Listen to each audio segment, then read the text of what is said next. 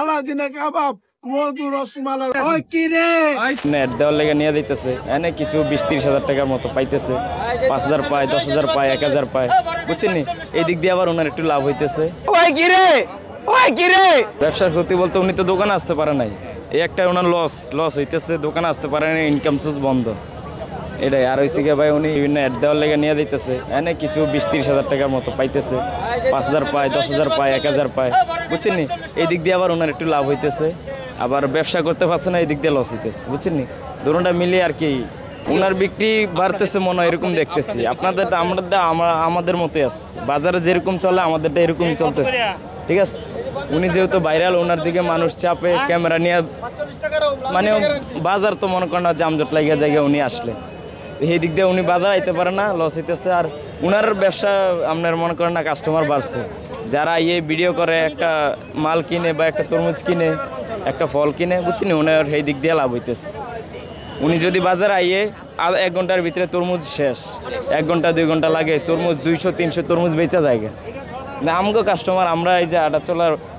এই অন্যান্য দিনকার অনুযায়ী আমরা বেচা কিনি করতেছি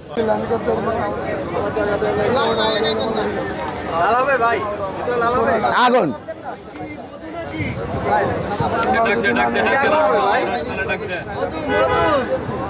চাচা হ্যাঁ হবে হবে না মধু ওই কিরে ওই কিরে ওই কিরে ওই কিরে ওই কিরে ওই কিরে ওই কিরে ওই কিরে ওই কিরে ওই কিরে ওই কিরে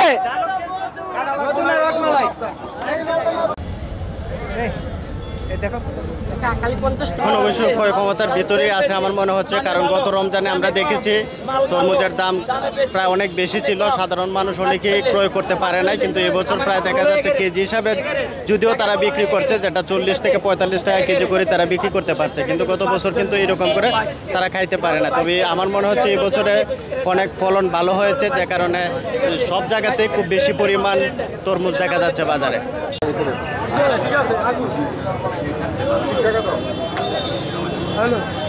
বেশি না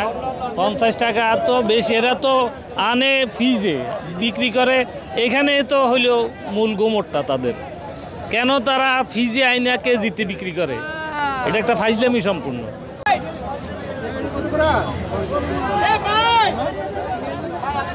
কথা সুন্দর হয়েছে ওইটা কি কাটতেছে ওই কাটতেছে বলতেছে